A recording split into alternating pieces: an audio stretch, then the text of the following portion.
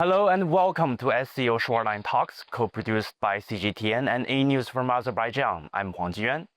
Hello, I'm Anastasia Larina from AnewZ, Azerbaijan.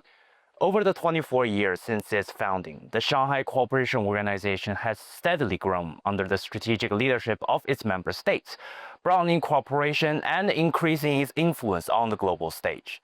Today, it stands as a vital force for regional stability and shared development. As global multipolarity and economic globalization accelerate, as the global south grows stronger, persistent development gaps and regional conflicts remain challenges to overcome. With the SCO Summit in Tianjin coming up from August 31st to September 1st, how will the organization promote a fairer international order for the Global South? What role does Shanghai Spirit play in building trust and cooperation among its members? And in this complex international environment, how can the region jointly achieve security and development together? To discuss these topics and more, we have invited our distinguished guest, Bunyun Telakosha, Chief Specialist at Development Strategy Center in Tashkent, Uzbekistan. Nurbulat Nishanbayat, PhD at Turan University in Almaty, Kazakhstan. David Kolosov, PhD candidate in Political Science at Peking University in Beijing. Fiat Aoun Sherad, the geopolitical analyst from Islamabad, Pakistan. And last but not least, Victor Gao Zhikai, Chair Professor of Suzhou University, joining us from our Beijing studio. Welcome, everyone. So, Professor Gao, my first question is to you. The SCO Summit is coming up in Tianjin. Ahead of this very important landmark event, what key outcomes and developments do you expect to come out of it? Well, the SCO organization has become one of the most important regional security arrangements in the world of today. It started with fewer members, but now more and more countries are already involved, including Turkey, which is a NATO member state, but chooses to join SCO. That means in the world of today, there is a strong demand for the very extraordinary and particular role played by SCO. And I think in the future, more countries will sign up to join.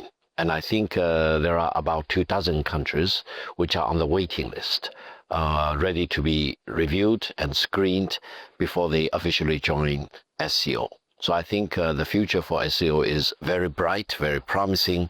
And in the future, I think it will play more role than it is playing now. Well, my question goes to Mr. Nurbulat. In what ways can Azerbaijan contribute to strengthening the Shanghai Cooperation Organization's strategic agenda? Definitely. In the last few years, we have seen the rise of interest among the regional states to joining Shanghai Cooperation Organization. Now we see Azerbaijan as well as Kazakhstan, so South Caucasus and the Central Asian countries, they're very eager to expand their relations with SCO. The first of all is Shanghai Cooperation Organization is creating alternative order, which is different from the Western lead orders, which is avoiding political conditionality, helping economic and the business infrastructure. So therefore, I think in the upcoming few decades, Shanghai Cooperation Organization definitely will expand through the Eurasian continent. Well, CS, my question goes to you. What potential do you see in Azerbaijan's engagement with the SCO, particularly in the context of the Middle Corridor? Azerbaijan engagement with SCO is very promising, especially when we talk about the Middle Corridor, a major trade route connecting China to Europe through Central Asia and the South Caucasus. So Azerbaijan sits right in the middle of this route, so it's play a key role in moving goods quickly and safely between East and West. By working more closely with the SCO, Azerbaijan can help boost trade, not only that trade with different countries, but also in context of SCO, the regional trade, attract more investment and improve the transport links like railways, highways, and ports. So it's also fits perfectly with the Belt and Road Initiative. Azerbaijan has already built a strong strong infrastructure like Baku, Tbilisi, Kars, railway, and its modern seaport, which make it a natural hub in this growing network. So politically, this is a smart move too by the Azerbaijan. It's helped Azerbaijan strengthen ties with both Asia and Europe, while keeping good relation with all its neighbors. So overall, the SCO gives Azerbaijan a chance to increase influence, sports, diplomacy, regional cooperation, and play bigger role in global trade through the middle corridor. So for Azerbaijan, SCO is a win-win situation in which they can get a lot of trade, investment, and having a good relation with friendly countries of the region. The Shanghai Cooperation Organization was actually founded on the principles of the Shanghai spirit, emphasizing the mutual trust, equality, and shared benefit. These values are seen as central to building the successful cooperation and operation of this balanced approach the countries has. So what are the key ideas behind this Shanghai spirit that make the Shanghai Cooperation Organization meaningful for the countries of the Global South? Well, there are several principles. One is mutual respect. All members of the SCO organization respecting each other, treating each other as an equal. The second thing is consensus, meaning all the major decisions will not be made unless it has consensus support. Meaning if there is any one single member state dissenting or disagreeing, etc., then there will be no collective decision. Now, sometimes people say this slows down the efficiency, etc., which has a point. But I think the greater value is to build up consensus among all the member states before any major decision will be taken. Sometimes it takes longer time, but I think a consensus is a key feature of the decision-making process within the SCO. Now, the other thing is always changing and adapting to the new challenges. SCO started with a focus on anti-terrorism. Now it has expanded significantly from this route. And I think going forward, its functions and focus area will further expand, including, for example, focusing on energy security for all the members, and also whether they can come up with a more coordinated strategy for the AI revolution for all members. Mr. Bongyong, since you are from Uzbekistan, I'd like to ask you about Uzbekistan-Chinese relationships. So Uzbekistan and China have implemented over 80% of more than the 100 cooperation initiatives proposed within the SCO framework. That's according to QS theory. From your perspective, which of these initiatives have had the most visible impact on Uzbekistan's development so far? Obviously, Uzbekistan and China have implemented a number of key initiatives within the SCO that have had a significant impact on the Uzbekistan's development. So this includes the modernization of transport and logistics, so including the China, Central Asia, Europe corridor, like middle corridor, which has strengthened the transit potential and accelerated the trade to Norway. As another sample, I can say, so it's a renewable energy projects using Chinese technologies, which have increased energy security of the country and the creation of joint industrial zones. These initiatives have strengthened Uzbekistan economic base and increased its role in regional and global value chains. Meanwhile, I should mention that Chinese investment in Uzbekistan has surpassed $10 billion US, if I'm not mistaken, in 2024, supporting over 3.3 joint ventures across various sectors like energy, transportation, mining, textiles, and leading Chinese enterprises, including Huawei, ZTE, BYD, and China Railway Tunnel Group, are all active in Uzbekistan.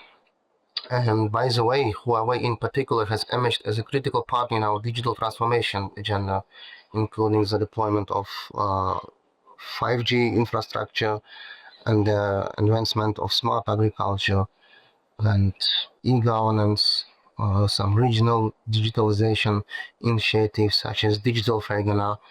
And in May 2024, Huawei opened its first regional office in Fergana.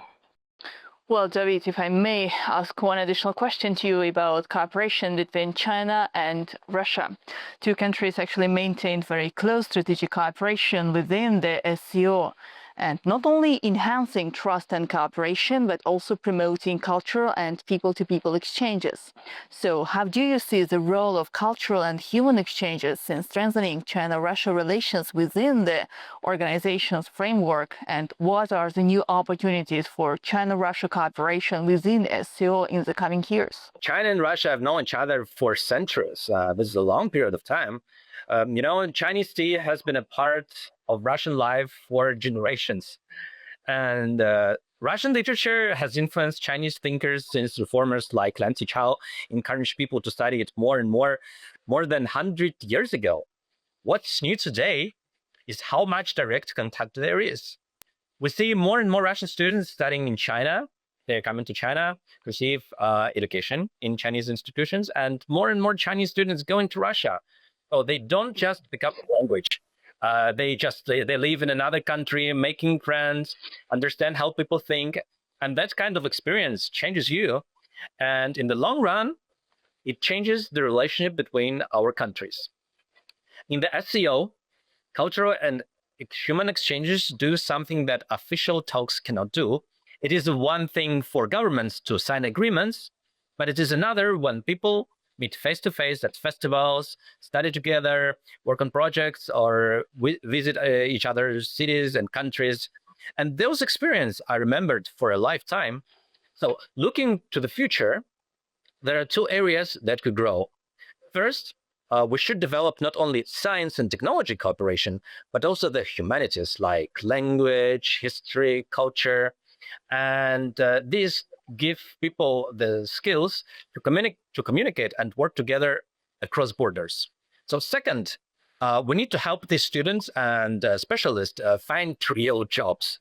One practical idea for me, we could set up a joint online platform supported by both governments, where employers in China and Russia can find people with the right skills and where those people can apply for work. So that's how you make sure that education leads to employment, and jobs strengthen the relationship even more. So if we connect those dots like learning, cultural exchange, and work, the partnership will be stronger and more stable, no matter how politics may change. Mr. Nabolet, so during Kazakhstan's chairmanship of the SCO in 2023 to 2024, how has the country promoted cooperation with other member states in political, economic, and developmental areas? And how do you assess Kazakhstan's impact on the future development of the organization? Definitely, Kazakhstan was one of the first initiated, as well as one of the first co-founding nation of the Shanghai Cooperation Organization. So Kazakhstan's chairmanship in 2023-2024 can be assessed strategically well, because during the Kazakhstan chairmanship we have seen Shanghai Cooperation Organization states they were able to expand the integration beyond the security-oriented issues. For example, they initiated integration within the e-governance, within the digital technologies, in cultural exchanges, as well as we have seen a rise of electricity changes within the member states. So therefore, Kazakhstan's chairmanship, I think they took into the next step the development of the Shanghai spirit, so-called, to the next level. Now, Shanghai Cooperation Organization, they don't only focus on the anti-terrorism or security issues, but besides those issues, including green energies, sustainable economic development, and the integration of artificial intelligence to the governance, and etc., etc. If I give some examples, during the Kazakhstan chairmanship, Kazakhstan was able to use Middle Corridor as a strategic hub linking China and with the rest of the European countries by the Caspian Seas. I think such a kind of initiative for the long term will increase the importance of the Shanghai Cooperation Organization, not only regional organization, but as a whole, as an alternative world order to the whole global order. That's what the world is needing right now. So, Mr. Syed, considering the Pakistan-China strategic partnership, what bridging role can the SCO play in deepening Pakistan-China cooperation in near future? Well, no doubt Pakistan and China both are enjoying very close and friendly, brotherly relations with each other. But SCO can help more in improving these relations with different countries. The SCO can play a powerful bridging role in deepening Pakistan-China cooperation by the expanding their partnership into broader regional framework. First, it provides a platform to align key initiatives like CPEC, China-Pakistan Economic Corridor, which wider regional connectivity projects, especially under the Belt and Road Initiative. Second, through SCO forums, both countries can strengthen collaboration in areas like counterterrorism, energy, trade, and digital innovation with the support of other member states. Pakistan has more than 60% of its population less than 35 years of age. So Pakistan have so many young talent, manpower, and Pakistan can get benefit in this regard. And most importantly, thus you help create a shared space for dialogue, trust building, which is very important in our region, and coordination, making Pakistan-China's ties not just bilateral but part of greater regional vision for peace and development. So, when I conclude this thought that how SCO can develop and strengthen Pakistan and China relation, I will say the SCO does not just support their partnership; it multiplies its impacts across the Eurasia. So, for Pakistan perspective, SCO is most important forum where Pakistan can get lot of opportunities in form of trade, investment, and in form of training for young generation. Mr. Boyan, digitalization and the green economy are key areas for China-Uzbekistan cooperation. From a broader perspective, how can Uzbekistan's experience leveraging Chinese technology such as 5G infrastructure and renewable energy projects, how can they serve as a model for other global south countries to promote economic growth and sustainable development? Uzbekistan's experience in leveraging China's technology such as 5G infrastructure and renewable energy projects, they demonstrates how targeted international partnerships can accelerate both economic modernization and sustainable development. By combining Chinese expertise and investment with national strategies, Uzbekistan has rapidly expanded its digital connectivity, laying 5G networks that enhance business efficiency, enable advanced public services, e-public services, and in parallel, large-scale solar and wind projects developed with Chinese technology and financing have diversified the country's energy mix, reduced dependence on fossil fuels, and strengthened energy security as well. So this integrated approach, aligning foreign technology with local priorities, ensuring skills transfer, promoting inclusive access, it all offers a practical model for other global south states seeking to boost growth while meeting climate sustainability goals. Nurbulat, the SCO and the Belt and Road Initiative quite often work in overlapping regions with shared goals in development and trade. This raises important questions about how they can work together more effectively. How does the SCO concretely complement the Belt and Road Initiative in promoting connectivity, trade, and sustainable growth across the global south?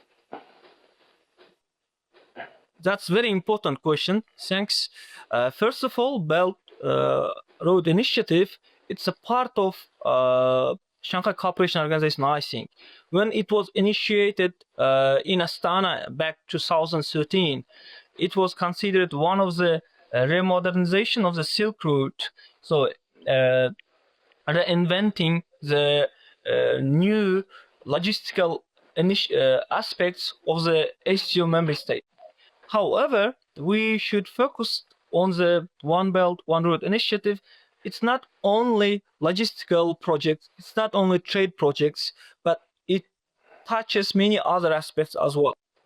Some examples. This year in Kazakhstan, thanks to the One Belt, One Road initiative, we have witnessed opening new trade routes, which connects with the southern part of Kazakhstan with the western part of Kazakhstan, which is a part of One Belt, One Road initiatives.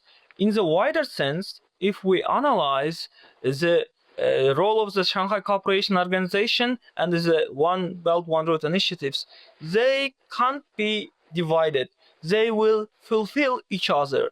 But I think for the long term, One Road, One Belt initiative will play a crucial role connecting East with the West in the trade routes within the scope of Shanghai Cooperation Organization. It will probably widen and open new aspects of the Shanghai Cooperation Organization in the upcoming decades. As I just asked you about the future of the Shanghai Cooperation Organization, one of the strengths of this organization is its ability to connect countries and help them foster deeper cooperation. And how do you see it's expanded in other regions, whether we're talking about industrial areas like green economy or clean energy, or simply geographically? Do you think it's going to expand beyond Asia? Well, we have been talking about the SCO versus the BRICS and the BRI. I would say all members of the SCO are members of the BRI initiative, meaning they also play similar roles within a larger grouping. BRI is very much focused on economic development, financial development, technological development, as well as connectivity, whereas SCO still retains a very sharp focus on security, anti-terrorism, etc. Eventually, I think more countries will join SCO. For example, moving from Central Asia to Caucasus, for example, and further westward, and even some Western European countries may have interest. And now that Turkey has played a leading role, NATO member joining SCO, I would not be surprised if other NATO member states, especially in Eastern Europe, may have the interest of discussing us, at least how and how they can join the SCO. Now, eventually there will be complementarity between the BRI initiative and the SCO organization, and eventually there will be merging of the two in terms of the functions, for example. And I think each one will maintain its peculiarity and extraordinariness for quite a few years. So in the coming 10 or even 25 years, we will continue to see SCO as SCO, BRI as BRI, BRICS as BRICS, but they will become more and more kind of merging and combined together in terms of their functions. So David, as we were talking about the future of the role of the SCO, what are your thoughts on it? What areas do you think it will expand to in the future? So one of the SCO's main strengths is that it connects a wide range of developing countries, like from Central and South Asia to parts of the Middle East, and so on. So this creates a space for exchanging experience, and in some cases, working on joint projects. So the challenges these countries face are familiar, like how to modernize and how to raise the living standards. Some have found developed models that work for them, while others are still looking for that. So this search for effective solution is not new. Like in ancient Greece, Aristotle traveled between city-states, studying their system to define what he called the best state with justice at the core. And the Romans later on took elements of the Greek experience and adapted them to their own governance. So the principle has stayed the same: observe what works elsewhere and adapt it to local relations. So speaking about SCO, There are examples of this in practice, like the SCO Interbank Consortium established in 2005 links development banks from member states to co-finance infrastructure, energy, and industrial projects.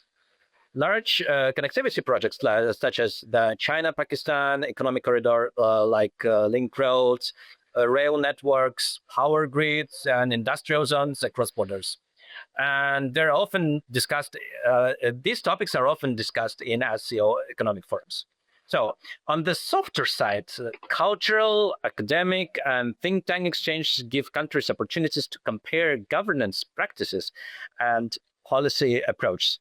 So these initiatives, from my perspective, have strengthened South-South cooperation with the SCO. So by combining financial tools, physical connections, and the exchange of practical experience, much in the same spirit that has driven the search for better governance models since antiquity. Professor, countries in the SCO, we face a lot of common challenges and problems, and we learn from each other, whether it's in poverty reduction or digital growth. And I think in today's world, that learning is becoming more and more important. How do you see the SCO facilitate that learning, and how do you see China leverage this institution, organization, to foster deeper cooperation? Well, indeed, I think all SCO member states face very similar challenges. For example, you mentioned climate change, for example, as well as development, how development can generate benefits to uplift people from abject poverty, to enable their urbanization, industrialization, etc. Now, one area which I care a lot is in the AI revolution, because China now is one of the two leading nations in this AI revolution. And I'm very much concerned about one phenomenon called AI divide, developing between and among nations. And I think with China playing a leading role in the AI revolution, China will be very, very happy and committed to share with all the SCO members the benefits China has generated by pushing the AI revolution. Eventually, all the SCO members, if they choose, can work with China in moving up very much to the forefront of this AI revolution, rather than finding themselves on the wrong side of the AI divide. This becomes more and more urgent, and I do think China can play a leading role in enabling the SCO as an organization, all the SCO members, to benefit directly and immediately from the AI revolution. Well, and I have one more question which I would like to address to all of our participants. In one sentence, what do you see as the biggest opportunity for the SCO to strengthen cooperation among its member states and with the wider global south? Professor, please. I think SCO should be committed to defending peace and also defending free trade in the world of today, because that will really make it or break it for the mission of SCO. We need to maintain stability at home, we need to promote prosperity, and then we also need to very much defend free trade. Nurbulat, probably you will be next to answer my question just in one sentence, please. Yeah, definitely. One of the main challenges, I think, we have to identify the founding ideas of COs. Because if you look at the history, every world order, such a kind of international organization, they have a strong foundational ideas. I think the Shanghai spirit will create sustainable, strong ideas of the member states, which helps us to last for a longer time, and we will create mutual trust within the member states. David? From my perspective, the biggest opportunities of CSO members, it's our cultural heritage. We have such a rich culture heritage, rich history, which we have pretty rich historical experience. So we should be open-minded, learn from each other, and look for more universal human bodies. Bongyun, what about your answer to that question? What's the biggest opportunity here? So the greatest opportunity for the SCO is to form a unified platform that brings together trade, infrastructure, technology, and sustainability initiatives to strengthen the collective voice. It's been a wonderful discussion here today, and that's a wrap. for this edition of SCO Shoreline Talks on CGTN. Thanks to all of you, our guests, and our audience for joining us. I'm Huang Jiyuan. I'm Anastasia Lavrina from AnewZ, Azerbaijan. Bye and take care.